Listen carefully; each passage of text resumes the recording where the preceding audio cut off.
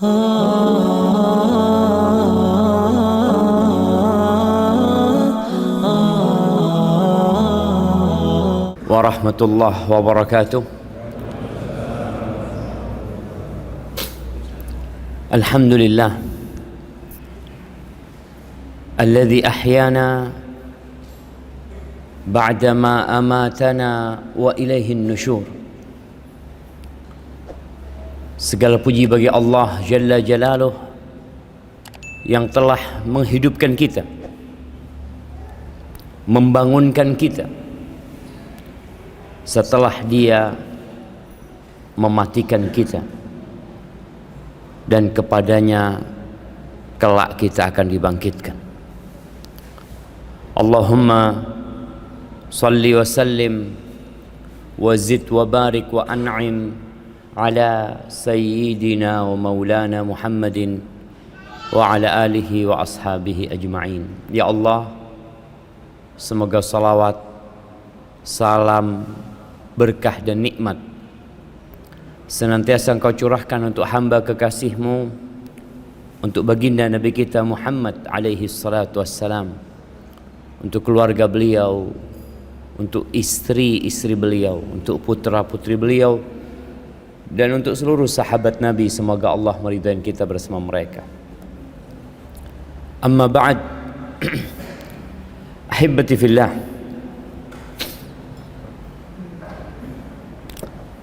kenapa kita tadi nunggu agak lama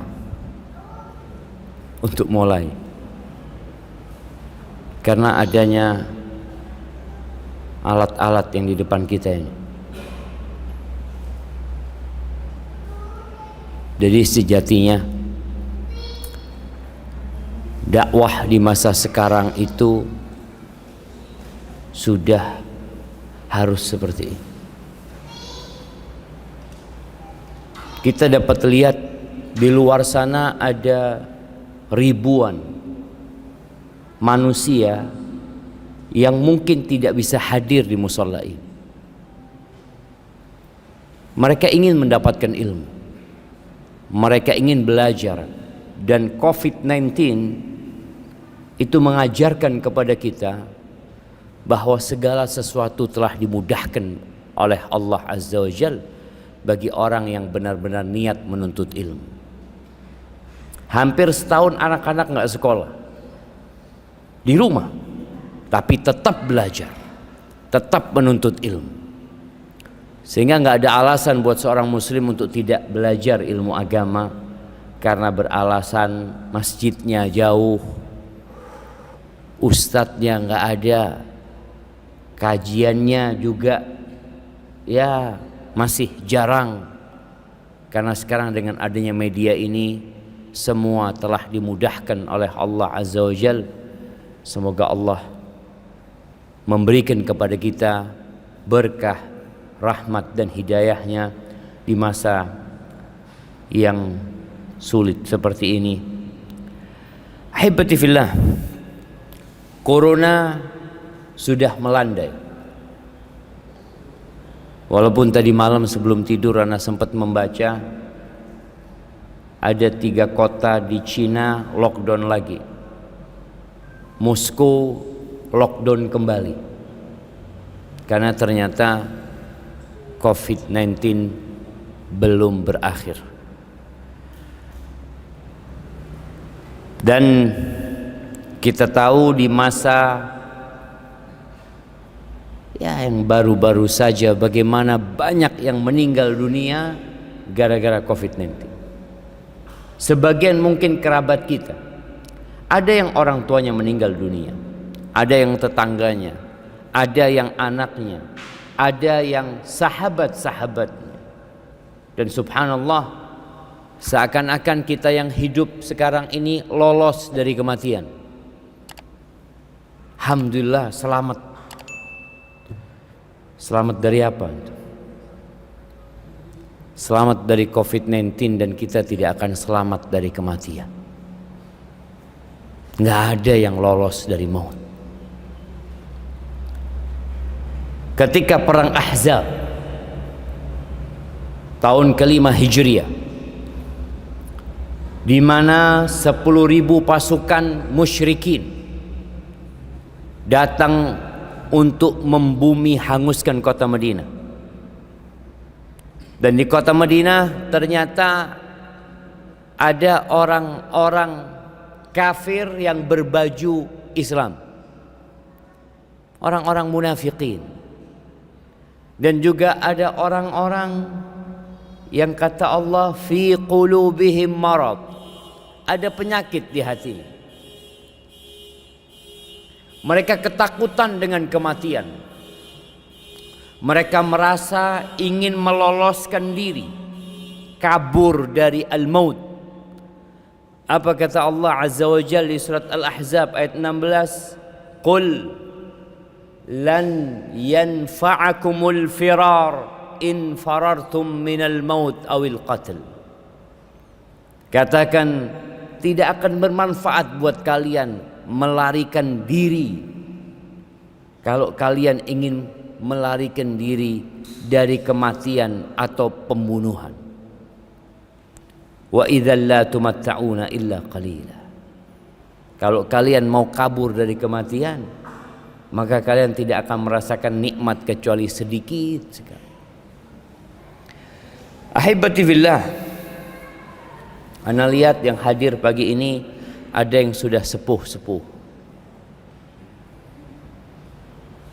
tapi sebenarnya mati tidak ngelihat umur. Bisa jadi yang muda mati duluan sebelum yang tua.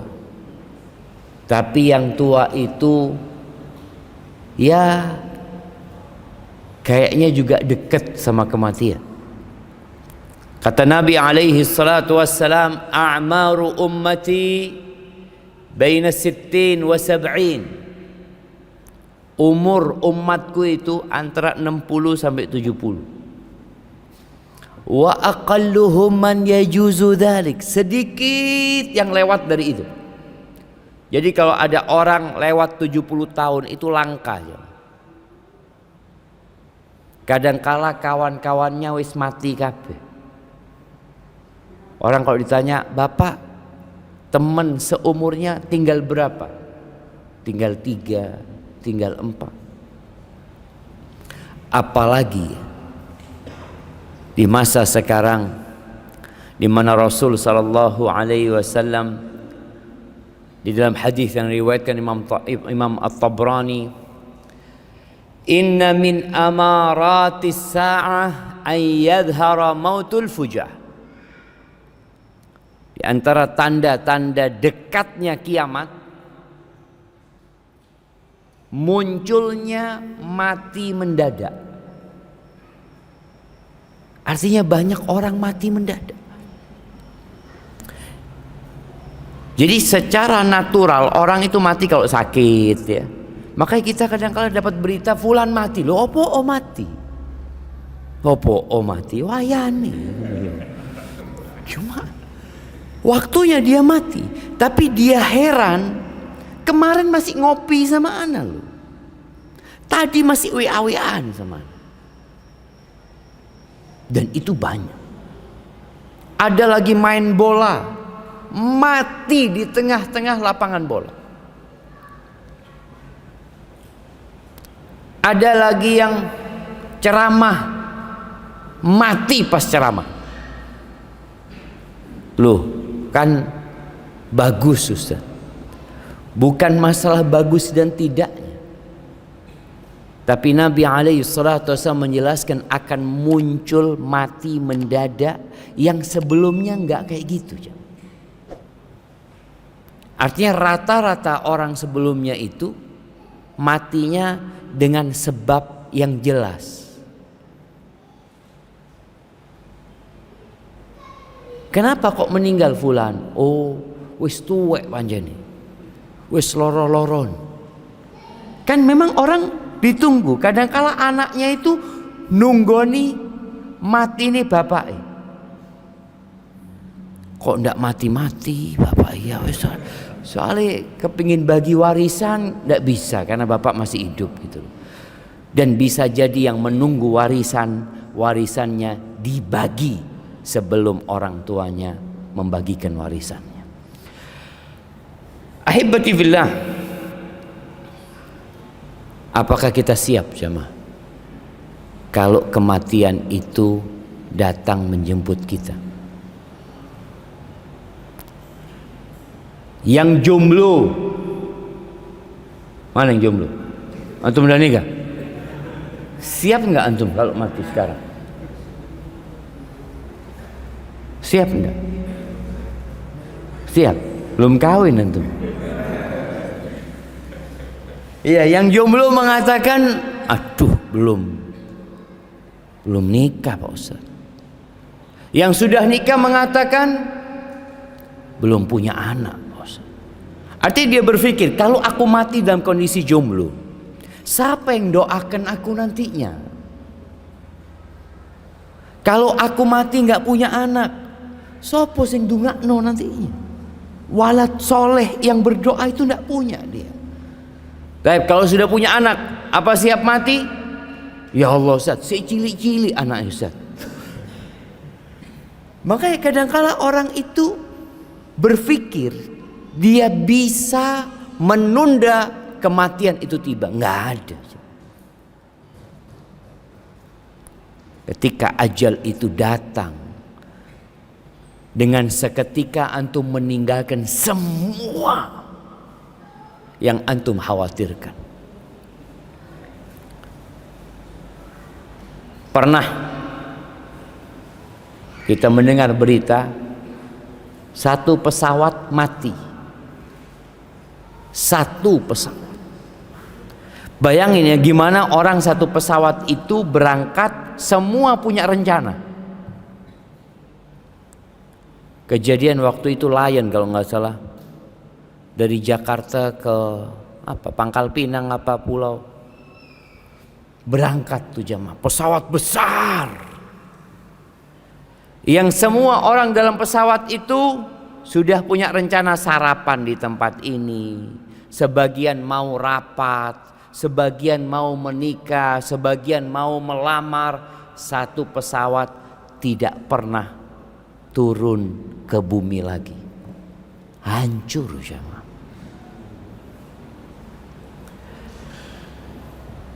Maka kita harus siap setiap saat.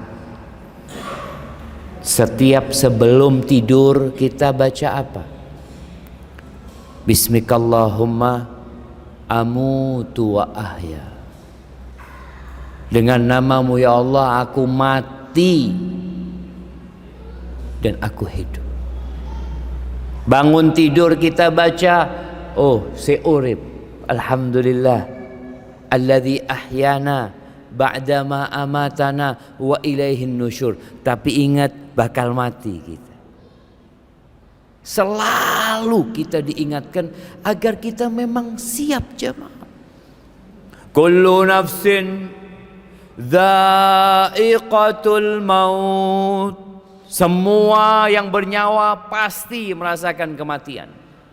Dan pengumuman kematian yang mungkin kita sering dengar, Inna lillah wa inna ilaihi raji'un, telah meninggal dunia fulan bin fulan.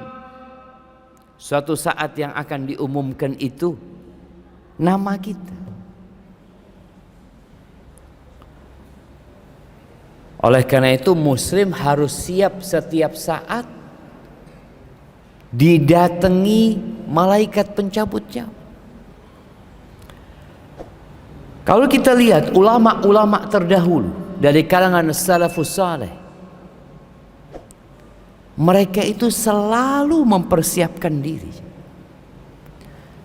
Cerita Abdurrahman bin Mahdi, dia mengatakan, "Lau qila li Hammad bin Salamah." Hammad bin Salamah salah satu ulama hadis. Kalau dikatakan kepada Hammad bin Salamah, "Innaka tamutu ghadan." Kamu besok mati. Dia nggak akan bisa menambah amalannya sedikit. Kalau kita dikatakan, ada yang ngomong karena kita sakit ini itu, dokter ngomong, "Mas kayaknya sampean ini tinggal 3 bulan lagi. Apa yang akan terjadi sama kita? Kita akan berubah. Yang tidak pernah ke masjid akan ke masjid. Yang biasa ngitung fulus, ngitung duit, sekarang bagaimana dia mengeluarkan uang tersebut. Kenapa? Ada dalam bayangan dia, bentar lagi aku mati loh. Wis loro-loron. Padahal Allah mengatakan innaka mayyitun wa innahum mayyitun. Kata Allah kepada Nabi alaihi salatu wasallam, sesungguhnya engkau mayit dan orang-orang adalah mayit. Kita ini udah divonis mati, nggak akan bisa lolos dari kematian. Seorang pelaku kriminal yang dihukum mati, kita akan ngelihat dia itu berubah. Banyak sholat, banyak zikir, banyak istighfar. Kenapa? Karena dia sedang menunggu eksekusi mati. Pernah tahu sama bandar narkoba yang divonis mati? Siapa? Freddy? Iya, Freddy Budiman. Bagaimana dia ketika mau divonis mati? Pakai gamis, sudah. Jidatnya hitam. Sudah berubah dia, karena aku is mati maring ini. Itu yang kadang kala hilang dari kita. Seakan-akan kita ini tidak akan mati. Ainama takunu yudrikumul maut walau kuntum fi burujim musyayyadah. Kata Allah, dimanapun kalian berada, pasti mati itu menghampiri kalian. Walaupun kalian berada di buruj. Buruj itu artinya sesuatu yang nampak, seperti benteng, itu disebut buruj. Dan bintang itu juga disebut buruj. Was-samai dzatil buruj. Walaupun kalian berada di bintang-bintang, orang sekarang berpikir kepingin bikin pemukiman di mana? Di Mars. Pikirnya kalau ke Mars tidak mati. Walau kuntum fi burujim musyayyadah. Silakan mau kemana kalian. Kita perlu siap-siap jemaah. Dan kematian ini sebuah keniscayaan yang kita sudah melihatnya. Cuma kita belum merasakannya secara langsung. COVID-19, Masya Allah. Pas bulan Juni, Juli jemaah. Ada di kampung teman, dia cerita, Ustadz, ini tidak biasa Ustadz. Seminggu 20 orang yang mati Ustadz. Di kampung kita. Yang biasanya kita dengar berita kematian itu mungkin nggak, ya sebulan 2 kali, 3 kali. Tapi sehari 3 kali pengumuman kematian. Hashim, muridnya Mansur bin Zadan, dia berkata tentang gurunya. Gimana ahli ibadah gurunya? Lau qila lahu, kalau dikatakan kepada dia, malaikat maut ini di pintu loh, mau mencabut nyawamu. Mungkin kita akan gelabakan. Tapi Mansur bin Zadan kalau dikatakan kepada dia hal itu, maka indahu ziyada fil amal.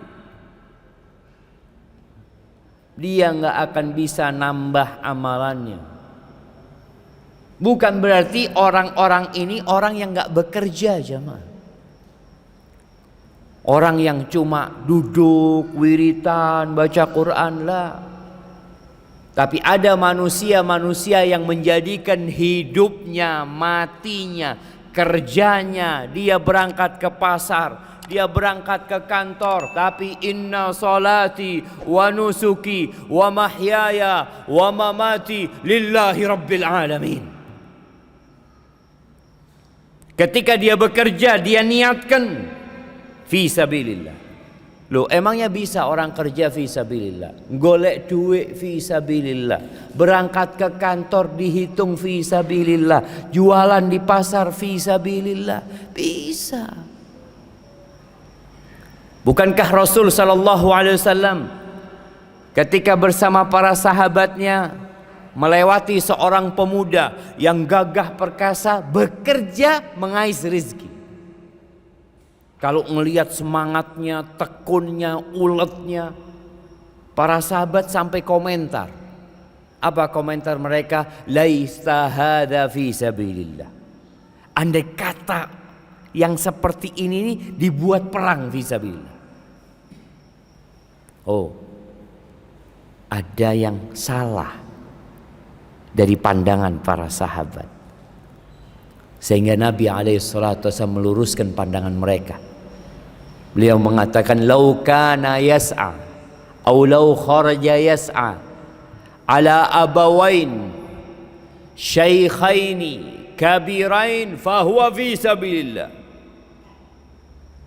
Jikalau orang ini keluar dari rumahnya bekerja dengan niatan memberikan nafkah kepada kedua orang tuanya yang sudah sepuh, fahuwa fi sabilillah, dia itu fi sabilillah. Kemudian kalau dia keluar bekerja ala sigharin lahu, untuk memberikan nafkah kepada anak-anaknya yang masih kecil, fahuwa fi sabilillah, dia juga terhitung di jalan Allah. Keluar dari rumahnya itu terhitung fi sabilillah. Yang ketiga, kalau dia bekerja, berusaha, yu'iffa nafsahu, dalam rangka untuk menjaga kehormatan dirinya, agar dia tidak jadi benalu di masyarakat, agar dia tidak mencuri, agar dia tidak meminta-minta. Mungkin niatan dia bekerja ingin menikah, menjaga kehormatan dirinya, fahuwa fi sabilillah, maka orang ini di jalan Allah itu. Tapi in kana kharaja yas'a riya'an wa mufakharatan fahuwa fi sabilis syaitan. Tapi kalau dia bekerja, berusaha dalam rangka pamer, berbangga-banggaan, tujuannya itu kepingin ini, kepingin itu, gaya hidup dan bukan kebutuhan hidup, fahuwa fi sabilis syaitan, maka orang ini di jalannya setan. Kita yang kerja ini niatannya apa? Ada yang niatannya numpuk harta, jadi cuma ditumpuk dok. Orang tua alhamdulillah sudah kaya raya, kebutuhan rumah tangga udah tercukupi, anak-anak masya Allah, tabungan buat mereka juga masya Allah banyak sudah. Terus buat apa terus bekerja? Untuk sedekah, untuk membantu orang lain, ya jelas itu fi sabilillah. Tapi ada sebagian orang yang kata Allah, wailul likulli humazatil lumazah. Wail, ada yang menyebut itu nama lembah yang berada di neraka jahanam, atau wail bermakna celaka orang tersebut. Siapa yang suka mencela, yang suka mengumpat, yang suka memaki, kerjanya orang ini apa? Alladzi jama'a malau wa addadah, kerjanya ngumpulkan harta, nimbun harta benda. Wang ngitung, seneng lek kau ngitung duit, hitung meneng. Yahsabu anna malahu akhlada, dia mengira bahwasanya hartanya akan menambah umur dia, akan menjadikan dia kekal di dunia ini. Daono jaman. Lihat orang terkaya di dunia, lihat orang terkaya di Indonesia mati. Oh iya Ustaz, orang kaya karena dia nggak berkuasa. Kalau mungkin dia berkuasa tidak mati. Bung Karno mati, Pak Harto Kurang sugih apa? Kekuasaannya jangan ditanya. Apa kata Babe? Berapa tahun berkuasa Pak Harto? 32 tahun. Terus Nandi mati, selesai. Maka Nabi SAW berpesan, "Ish ma syi'ta." Oh, bukan Nabi, afwan, salah. Malaikat Jibril berkata kepada Nabi SAW, "Ish ma syi'ta." Ya Muhammad, ish ma syi'ta. Muhammad, silahkan engkau hidup, terserah engkau. Sallallahu alaihi wasallam, terserah engkau. Fa innaka mayyitun. Engkau pasti mati. Pasti mati. Kita masih ingat cerita Nabi Musa alaihissalam. Jadi Nabi itu tidak ada yang meninggal dunia kecuali ditawarin dulu. Jadi malaikat itu menawarkan, engkau mau mati sekarang atau enggak? Pernah malaikat pencabut nyawa itu datang ke rumahnya Nabi Musa. Datang menawarkan kematian kepada Nabi Musa. Digampar sama Nabi Musa. Karena sepertinya datang dalam wujud manusia. Kok datang orang nawar-no mati ini kan? Ya apa? Akhirnya malaikat maut itu kembali kepada Allah mengatakan, "Innaka arsaltani ila 'abdin la yuridul maut." Engkau ngirim aku kepada orang yang enggak mau mati dia. Turun lagi. Katakan kepada dia, katakan kepada Nabi Musa alaihissalam, suruh meletakkan tangannya di kulitnya sapi jantan. Dia akan mendapatkan umur sebanyak bulu yang tertutupi dengan tangan. Datang lagi ngomong kepada Nabi Musa. Terus Nabi Musa tanya, setelah itu apa? Kata malaikat, maut, mati setelah itu. Ya kalau podoai mati sekarang aja, kata Nabi Musa. Beliau kemudian dicabut nyawanya. Ish masyid, pasti mati. Wa ahbib man syi'ta fa innaka mufariquh. Silahkan engkau mencintai siapa saja, tapi engkau pasti berpisah dengan dia. Pasti. Yang cinta sama istrinya pasti berpisah. Yang cinta sama orang tuanya pasti berpisah. Yang cinta sama anak-anaknya pasti berpisah. Tapi ada cinta yang akan terus mendampingin kita. Cinta harta. Kalau kita cinta harta, mungkinkah harta itu bersama kita, jemaah? Mungkin. Kalau kita cinta sama harta dengan bersodakoh. Ada orang senang sama mobilnya. Ya Allah, ini mobil anak sayang Ustadz, Masya Allah. Kepingin tak bawa mati Ustadz. Bisa jemaah? Bisa. Gimana? Sodakohkan. Sodakohkan. Berikan kepada pesantren buat mobil operasional. Kalau kita benar-benar cinta, tapi cinta kita kepada harta kebanyakan palsu. Kita dibohong-bohongin, nggak beneran cinta kita. Baik. Kemudian Jibril alaihissalam mengatakan, wa'mal ma syi'ta fa innaka majziyun bihi.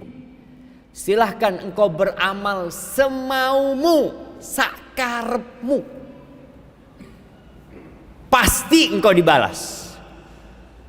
Nggak ada ceritanya orang beramal kemudian tidak dapat balasan. Di dunia ini kita sering ngelihat pelaku-pelaku kezaliman yang lolos dari jeratan hukum. Padahal wong zalim itu. Ya, tapi dia tidak akan lolos dari jeratan balasan Allah Azza wa Jalla. Nggak bakalan. Pasti dibalas. Mau besar mau kecil, faman ya'mal mithqala dzarratin khairan yarah. Barang siapa yang beramal kebaikan sekecil semut. Zarrah itu semut. semut yang lewat di tangan kadang-kala nggak berasa. Dia akan mendapatkan balasan dari apa yang dia kerjakan. Jangan meremehkan perbuatan kebaikan. Walau antalqa akhak biwajhin talik, kata Nabi SAW, la tahqiranna minal ma'ruf syai'an. Walaupun amalanmu itu cuma tersenyum, ketemu dulure senyum, itu amalan loh jemaah. Karena ada orang-orang yang ketemu dulure, apa? Senyum. Wa may ya'mal mithqala dzarratin syarran yarah. Barang siapa yang berbuat keburukan walaupun sebesar semut, pasti mendapatkan balasan. Mungkin keburukan yang dia lakukan komentar. Kan sekarang orang komentar itu seakan-akan bukan amal baik wala amal buruk. Dia cuma komentar, dia pergi. Boleh jadi komentarmu bikin sakit hati orang. Engkau mungkin pergi dan lupa dengan komentarmu, tapi engkau akan mendapatkan balasan. Ma yalfidhu min qawlin illa ladaihi raqib atid. Tidak ada satupun yang keluar dari lisan manusia, ucapan baik dengan lisannya atau tulisannya, tentunya di situ ada malaikat yang mengawasi dan mencatatnya. Ahibati fillah, terus apa persiapan kita? Kalau kita sudah tahu kita nggak akan lolos dari kematian. Diriwayatkan oleh Imam Bukhari dan Muslim bahwa Nabi alaihi salatu wasallam bersabda, ma haqqum ri'in muslimin lahu syai' yusifi. Tidaklah ada seorang muslim, ya dia punya harta, dia punya sesuatu yang dia ingin mewasiatkan. Yabitu lailataini illa wa wasiyatuhu maktubatun indah. Dia bermalam 2 malam melainkan wasiatnya sudah dicatat. Yang punya harta lebih, yang dia sekarang mau sodakoh berat, orang suruh sodakoh 5M, aduh sah. Tapi wis mati kan enak. Kalau saya mati, 1/3 harta saya dibagikan buat masjid, buat musola, buat pesantren. Tulis. Kurang hartanya dengan dia berwasiat, kan enggak jemaah? Hartanya masih ada bersama dia. Tapi ini kesempatan buat orang yang memiliki kelebihan harta untuk bikin wasiat. Karena dia nggak tahu, boleh jadi siang ini dia mati. Oleh karena itu, Sa'ad bin Ubadah pernah datang menjumpai Rasulullah sallallahu alaihi wasallam. Dia mengatakan, "Ya Rasulullah, inna ummi matat wa ana ghaib." Ibuku meninggal dunia, wa ana ghaibun 'anil Madinah. Aku sedang tidak berada di Madinah waktu itu. Afa yanfa'uha idza tasaddaqtu anha? Apakah bermanfaat buat orang tuaku kalau aku buat ibuku, kalau aku sedekah buat ibuku? Qala na'am, kata Nabi, iya. Jadi sedekah setelah kematian, wasiat sebelum kematian, dan sedekah ketika sakit-sakitan, itu pahalanya berbeda dengan orang yang sedekah ketika sehat, segar, bugar. Karena orang tadi kita sebutkan kalau sudah mau mati ya sudah dia keluarkan hartanya. Tapi kalau dia merasa masih punya cita-cita, masih punya angan-angan, ya dia simpan. Tapi tetap kita dikasih kesempatan sama Allah bisa wasiat 1/3 dari harta. Ini kalau orang banyak uangnya. Duitnya cuma 20 juta. Wasiat 1/3 buat masjid. Loh, ahli waris cuma 20 juta uangnya dia. Maka wasiat itu disunahkan buat orang yang punya harta banyak. Orang tua punya tanggung jawab dengan ahli warisnya. Bahkan Nabi SAW mengatakan nih, pesan buat para orang tua, innaka antadhara warathataka aghniya, engkau meninggalkan ahli warismu cukup hidupnya, kaya, punya harta, khairun, lebih baik loh, daripada engkau tinggalkan ahli warismu alatan yatakaffafunan nas, ahli warisnya miskin, akhirnya hidup minta-minta. Di mana orang tuanya?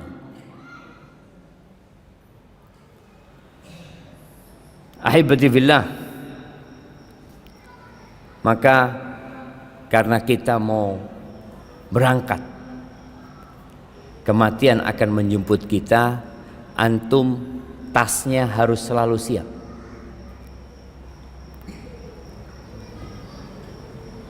Nabi SAW berpesan kepada Abdullah bin Umar, dipegang pundaknya Abdullah bin Umar bin Khattab dalam hadis riwayat Bukhari.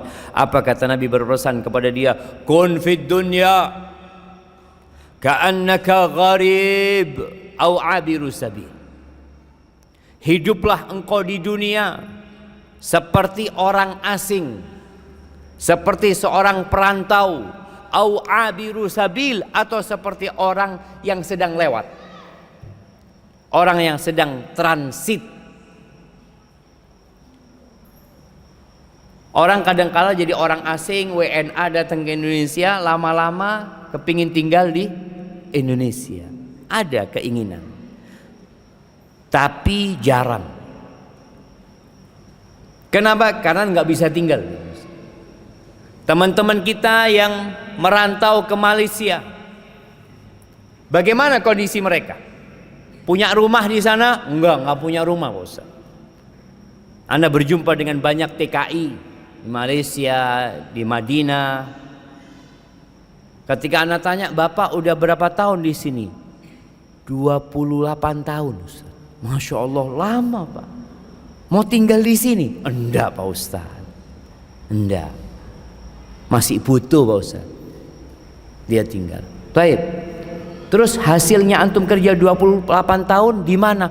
Tak kirim ke Indonesia. Alhamdulillah saya punya tanah. Wis bangun rumah, Pak Ustaz. Anak-anak udah selesai kuliah. Anak punya toko, anak punya usaha. Dia sebutkan, loh, Bapak di Madinah ini jadi apa? Jadi supir, Pak Ustaz. Enggak apa-apa, jadi enggak apa-apa, Ustaz. Karena saya di sini cuma sebentar, Pak Ustaz. Bentar lagi saya pulang. Begitu pula seharusnya dengan dunia ini. Antum kalau punya pikiran, kata Nabi SAW, gharib, itu orang asing yang sedang berada di sebuah tempat, dia nggak akan lama di situ. Selalu yang ada di benak dia, saya mau pulang. Dan dia selalu siap, apalagi kalau abiru sabil, orang yang transit. Antum lihat orang yang transit, orang berangkat ke Mekah via Malaysia. Dia berangkat naik Malaysia Airlines, turun di Kuala Lumpur. Apa yang terjadi dengan orang ini di Kuala Lumpur, di bandara Kuala Lumpur? Tasnya itu dibawa terus ya. Sampai ke kamar mandi, ke toilet, kadang-kadang dimasuk no bisa. Kenapa? Siap-siap, saya mau berangkat. Nanti dia berangkat ke restoran, makan dulu, lihat jam.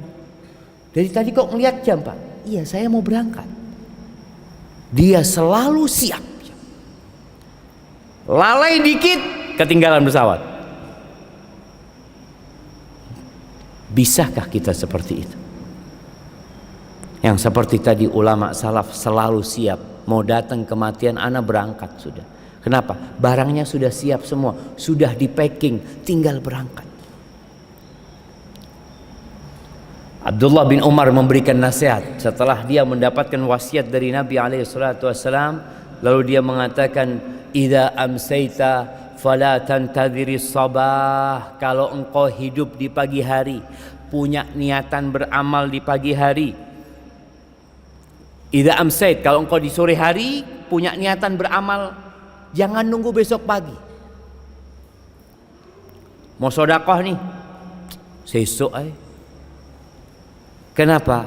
Karena besok itu belum tentu milik antum. Wa idza asbahta fala tantadhiril masa. Kalau engkau hidup di pagi hari, jangan nunggu sore. Kayak pagi-pagi gini setelah dengar ceramah, iya ya, Ustaz ngomong suruh bikin wasiat. Anak ini punya fulus banyak Ustaz, ahli waris sedikit, usaha di mana-mana. Tulis wasiat. Pagi ini berangkat ke notaris, datang, tulis wasiat. Wasiat itu boleh pakai omongan, tapi kadangkala kurang kuat. Yang mendengarkan omongan lali, bisa jadi. Maka tulis. Jangan nunggu anak kapan ya. Kayaknya hari Sabtu ini tutup Ustaz. Tutup jam. Buka lah. Kalau tutup gimana? Antum tulis sendiri. Sampaikan kepada istrinya. Ini ya wasiatnya aku ya. Aku ndak tahu loh. Aku kepingin ke notaris tapi belum sempat ke sana. Tapi catat di sini, pegang. Kalau ada anaknya siapa jadikan saksi. Ini ya. Kalian jadi saksi. Soalnya kadangkala mereka khawatir wasiatnya palsu. Jadikan saksi. Jangan nunggu nanti sore. Apalagi nunggu hari Senin. Wa khudh min sihhatika li maradika. Mumpung sehat engkau beramal. Jangan nunggu sakit. Nih. Banyak orang punya niatan haji, punya niatan umroh. Tapi kapan? Nanti Ustaz. Li wis tuwek. Kenapa di Indonesia ini rata-rata jemaah haji itu tua? Kenapa jemaah? Oh karena mereka mampunya wis tuwek Ustaz. Oh iya nggak masalah kalau seperti itu sebabnya. Tapi banyak di antara mereka yang ketika muda sudah mampu. Tapi dia selalu berpikir bagaimana uang ini jadi modal, diputar buat ini, diputar buat ini. Ketika dia aku si enom, masih muda saya ini. Nantilah haji itu ya kalau sudah tobat. Maka orang berpikir haji itu buat orang yang tobat. Haji itu buat orang yang tobat apa orang yang mampu? Yang mampu. Ada kewajiban. Yang itu seharusnya membuat dia berangkat. Jangan nunggu tua sakit-sakitan baru mau berangkat haji. Apalagi sekarang ada aturan mungkin yang umur berapa nggak bisa berangkat umroh, nggak bisa berangkat haji. Ambil ketika kau sehat berangkat. Wa min hayatika limautika. Nih pesannya, ambil bekal dari kehidupanmu ini untuk kematian. Ahibati fillah, maka segera bertobat sebelum datang kematian. Kita semua berbuat dosa. Jangan sok suci. Kata Nabi SAW, Inna Allah yabsutu yadahu bil-lail liyatuba musi'un nahar. Sesungguhnya Allah membentangkan kedua tangannya di malam hari agar pelaku dosa di siang hari bertobat. Wa yabsutu yadahu bin nahar, dan membuka tangannya di siang hari agar yang tadi malam berbuat dosa pagi ini wis tobat. Wa tubu ilallahi jami'an. Kata Allah, tobatlah kalian semuanya tanpa terkecuali. Jangan berpikir makom tobat ini makomnya pelaku dosa. Jangan. Kemudian kau merasa, oh anak kayaknya tidak perlu Ustaz. Anak ini wis tuwek Ustaz, jadi wis tidak dosa meneng. Bisa jadi omongan itulah dosa. Bukankah Nabi kita alaihi salatu wassalam sekali duduk beliau mengatakan Rabbighfirli wa tub alayya innaka antat tawwabur rahim 100 kali. Sekali duduk Nabi SAW. Beliau mengatakan kepada sahabatnya, ayunahan nas, tubu ilallah wastaghfiru fa inni atubu ilallah fil yaumi 70 marrah. Aku tuh tobat tiap hari 70 kali. Itu Nabi. Kita berapa kali istighfarnya? Mari subuh 3 kali, habis zuhur 3 kali, habis asar 3 kali. Berapa sudah? 9. Habis maghrib 3 kali, habis isya 3 kali, 14 kali. 14, 15 kali. 15 kali merasa wis akeh. Alhamdulillah, ana istighfar terus. Nabi sekali duduk 100 kali. Coba jemaah, untuk mempersiapkan kematian ini, paling tidak antum punya amalan tiap hari istighfar 100 kali. Terserah waktunya. Antum kapan bisanya? Ana bisanya habis subuh, Ustaz. Tafadhol. Ana bisanya kayaknya habis asar. Tafadhol. Ana bisanya malam kayak. Bismillah. Antum kalau lihat penghuni surga itu, apa kata Allah? Kanu qalilan minal laili ma yahja'un. Penghuni surga itu tidur malamnya sedikit jemaah. Salat malam. Wabil asharihum yastaghfirun. Dan di waktu sahur mereka istighfar, mohon ampun sama Allah Azza wa Jalla. Maka perbanyak istighfar kita, kemudian perbanyak sedekah, kemudian berangkat ziarah kubur. Kadangkala kita ini ndak ziarah kubur kecuali lek nganterno wong mati. Oh, ziarah kubur bid'ah. Terusno. Titik-titik bid'ah. Siapa yang bilang ziarah kubur bid'ah? Sunnahnya Nabi SAW. Beliau kata Aisyah cerita, hampir setiap Nabi bermalam di rumahnya Aisyah. Pas tengah malam beliau berangkat ke Baqi ziarah kubur. Dan beliau alaihi salatu wasallam mengatakan, ala kuntu nahaitukum an ziyaratil kubur. Ingat dulu aku melarang kalian ziarah kubur. Sekarang fazuruha, ziarahi kuburan itu. Kenapa? Fa innaha tudzakirul akhirah. Ziarah kubur itu mengingatkan akhirat. Ojo ziarah kubur untuk ingat dunia. Enggak. Ziarah kubur, iya kuburnya siapa aja jemaah. Enggak harus kuburnya orang tua kita, kuburannya ustadz kita, enggak. Bahkan kuburan orang kafir pun untuk ingat mati, bukan mendoakan. Melihat kuburan ini, kadang-kadang kita melihat ada kuburan orang-orang kafir yang gede-gede ya mah. Kita lihat mati pisan ternyata wong-wong ya. Melihat orang paling kaya di Gresik, mana orang paling kaya Gresik? Parah nih kuburan. Melihat, loh, podo ae. Mati ternyata. Itu untuk ingat akhirat. Jadi tujuan ziarah kubur, kalau kuburan umat Islam, yang pertama, manfaat buat yang mati dengan mendoakan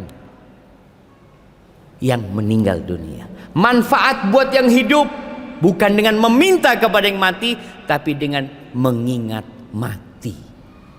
Itu manfaat dari ziarah kubur. Maka hendaklah kita berusaha untuk ziarah kubur yang itu akan mengingatkan kematian. Kata Ka'ab al-Ahbar, man dzakara al-maut, barang siapa ingat mati, hanat alaihil masaib. Orang kalau ingat mati itu semua musibah jadi ringan. Kenapa? Maring ini mati aku, ditinggal kabeh. Jadi orang kalau ingat kematian, musibah-musibah itu jadi ringan buat dia dan menyebabkan dia lebih semangat lagi untuk beramal. Dan yang terakhir, hendaklah kita berbaik sangka sama Allah Azza wa Jal, husnudzon sama Allah Subhanahu wa taala. La yamutunna ahadukum, kata Nabi SAW dalam hadis riwayat Muslim, jangan ada yang mati di antara kalian illa wahwa yuhsinudzanna billahi azza wa Jal, kecuali dia berbaik sangka sama Allah. Gimana berbaik sangka sama Allah? Allah itu maha pengasih, Allah itu maha penyayang. Iya ya Allah, ana banyak dosanya ya Allah, tapi Engkau maha pengampun ya Allah. Jadi kita terus berbaik sangka sama Allah. Semoga dengan cara itu kita mati husnul khatimah. Haibati fillah, itu mungkin yang dapat ana sampaikan. Kurang lebihnya mohon maaf. Yang benar dari Allah Azza wa Jal, yang salah dari diri ana pribadi, Allah dan Rasul yang terbebaskan dari kesalahan itu. Ana lihat sebagian sudah mulai merem-merem, kayaknya harus pulang jamaah. Taib, insyaallah mudah-mudahan kita bisa berjumpa kembali. Semoga musola ini menjadi musola yang berkah, menjadi musola yang memberikan manfaat kepada masyarakat, dan semoga kita menjadi orang-orang yang hatinya bergantung di masjid. Subhanakallahumma bihamdika asyhadu an la ilaha illa anta astaghfiruka wa atubu ilaik. Wassalamualaikum warahmatullahi wabarakatuh.